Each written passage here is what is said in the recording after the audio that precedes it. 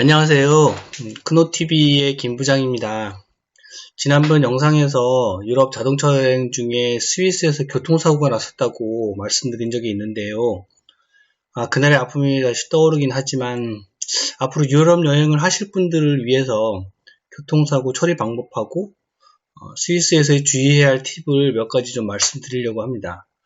먼저 이 내용은 지극히 제 개인적인 경험에 의한 사견이니까요. 참고하시고요. 바쁘신 분들을 위해서 바로 본론으로 들어갈게요. 첫 번째로 스위스에서 교통사고가 발생할 경우에는 반드시 경찰에 신고를 해야 합니다. 경찰 신고번호는 117이고요.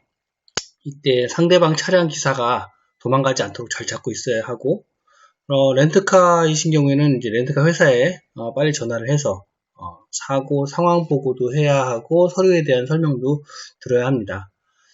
현장에 경찰이 왔을 땐 바로 보험사에 연락하는 게 좋은데요. 이때 경찰이 바로 렌터카 회사 직원과 통화를 하면 더 빨리 상황 파악하고 대응이 될 수 있어서 좋았어요.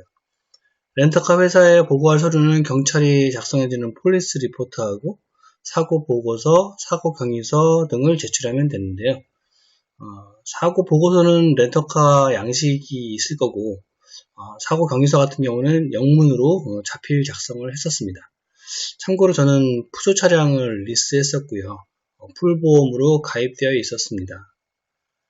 경찰에 신고하는 게 어려우면 현지 주변인들한테 빨리 신고를 좀 부탁하는 것도 방법이에요.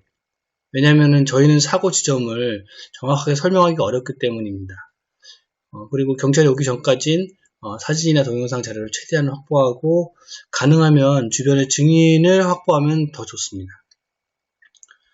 경찰이 오면 리포트 작성을 바로 하는데요.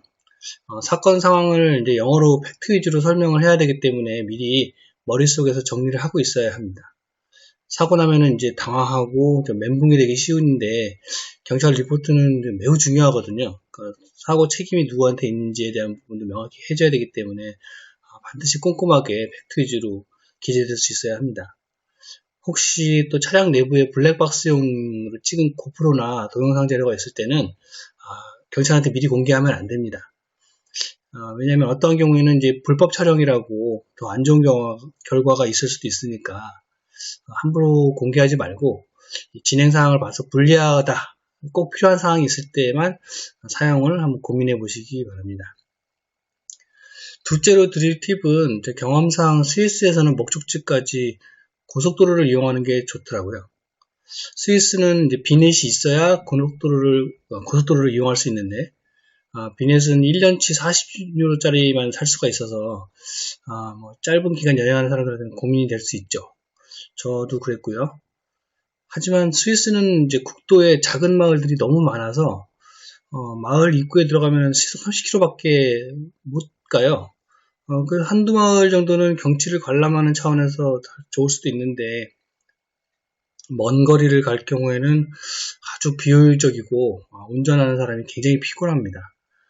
결정적으로 마을에 있는 좁은 골목에서 그 와인 같은 낮술을 드신 현지인들한테 교통사고를 당할 수도 있으니까 저희도 스위스 음주 할아버지에게 교통사고를 당했거든요.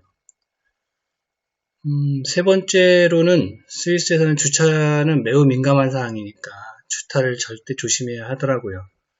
이탈리아에 비해서 차량 도둑이 많지 않아서 노상 주차해도 도둑을 걱정할 필요는 없겠지만 대신 이제 주차 마크는 절대 체크를 해야 됩니다. 주차 표시가 있는 곳에서는 반드시 주차할 때 한 10분이라도 그냥 주차하면 안 되고 꼭 주차 기계나 사람을 찾아서 결제를 해야 하고요. 아니면 사람이 차에 타고라도 있어야 합니다. 한 명 정도는. 특히 라우터브루넨 역 앞에서 편의점 앞이나 식당 앞에 주차장은 조심해야 해요. 저희 같은 경우도 라우터브루넨 역 앞에 있는 슈퍼에서 야채 산다고 20분간 잠깐 세워놨는데 10만원짜리 딱지를 끊겼어요. 그것도 토요일 오전에 끊겨서 일요일까지 2일치를 한꺼번에 끊겼습니다. 특이한 건 이제 공용주차장이 아니고 은행 앞에 있는 사설주차장이어서 은행이 개별적으로 끊어버리는 바람에 경찰에 가서 항의라고 호소를 해봐도 소용이 없더라고요. 그래서 사설주차장이라고 해서 이제 딱지 사설주차장이니까 무시하고 가버릴까도 생각해봤는데 은행에서 저희 렌터카 차량 정보를 다 가져갔고, 주차 위반 벌금 채권을 렌터카 회사에다가 법적으로 요청하면은 저희 한국 카드 계좌에서 자동으로 빠져나갈 게 뻔한 터라 무시할 수가 없었어요. 한국처럼 슈퍼나 마트는 무조건 무료 파킹이라고 생각하는 건 위험하니까 스위스에서 주차할 때는 반드시 확인하고 해야 합니다. 참고적으로 저희는 그 딱지 끄는 은행에 나중에 며칠 뒤에 가서 상황 설명을 하고 잘 부탁을 했더니 1유로로 면제해 줬었어요. 그리고 네 번째로 저희 드릴 팁은 스위스는 야채나 고기가 신선하지 않으니까 와인도 비싸니까 마트를 이용하는 것은 비추입니다. 스위스에서 마트 쇼핑을 해보니까 야채나 과일이 시들었는데도 가격은 프랑스나 독일보다 2배 이상 비싼 경우가 많더라고요. 가급적 스위스에 들어갈 때는 이제 넉넉하게 장을 봐가지고 가시고요. 현지에서는 최소한의 물건만 구입하는 게 유리합니다.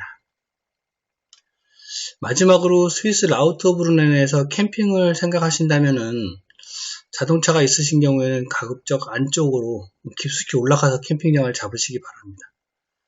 저희는 라우트브루넨 역 근처에 있는 캠핑 융프라우 홀리데이 파크 캠핑장에서 잤는데요. 너무 비쌉니다. 거의 한국 돈 7만원. 유럽에서 7만원이면 하룻밤 호텔 값이거든요. 조금만 더 올라가면 저렴한 캠핑장이 있으니까 자동차가 있으시면 굳이 거기서 잘 필요가 없겠다고 생각되더라고요. 여기까지 스위스 자동차 여행의 팁을 몇 가지 알려드렸는데요.